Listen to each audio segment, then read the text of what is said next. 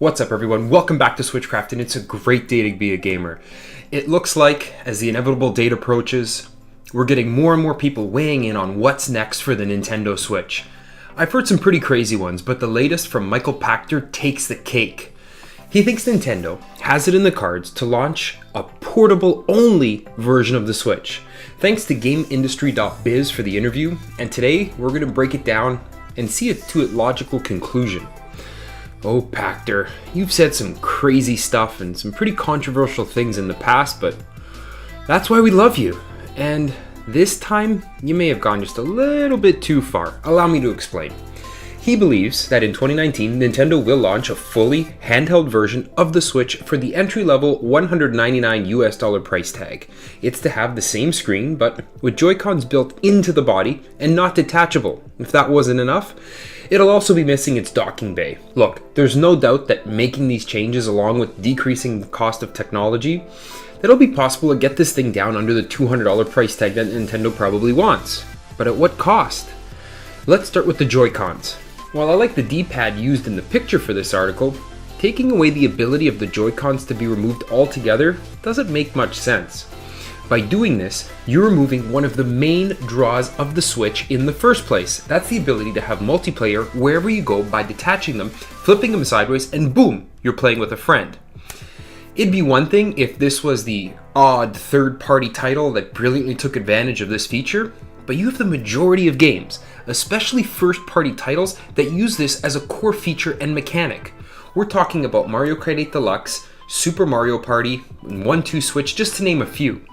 Then we gotta consider the titles that forget only multiplayer, but make a detachable Joy-Con essential to the single-player experience, like games like ARMS and Pokemon Let's Go. It doesn't just make sense for Nintendo to cannibalize this much of their own IP to squeak out a budget console and help make up for some slumping 3DS sales. But of the two big changes Pachter predicted, that's not even the biggest fundamental change we could see.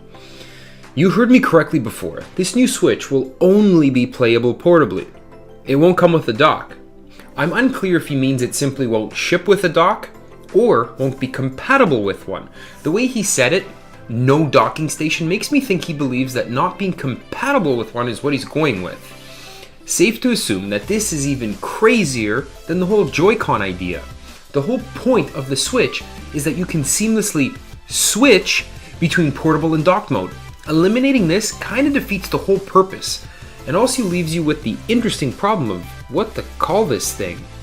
Ain't no way this is happening. What do I think instead of just dumping on others with their heads clearly in the clouds? Well, realistically, I say we keep our current Switch and have it get its first price reduction, getting it down to the $199 or $249 price point, and have introduced to us a newer, better, faster Switch. It's safe to assume it'll have a little more RAM, faster RAM, more internal storage, maybe a kickstand that actually works, a slightly bigger and higher quality screen, and newer, faster processor. Expect a slight redesign in the form to make it look a little more modern as well. That's about it, but still more than enough to justify a revision and the same $299 price point. Heck, if they can streamline current games and give developers more to work with, allowing them to even approach 1080p and 60 frames per second, I could even see the thing selling for $349 US and still move a ton of units.